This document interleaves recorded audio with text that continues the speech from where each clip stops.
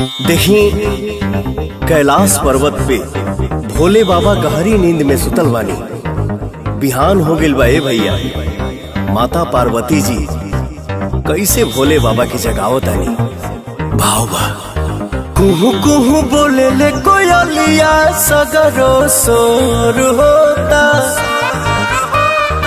उगले सूरज देव लाली लेके जग में अजोर होता। दर्शन करे खाती भगतन के झूठ नवा भइले ना।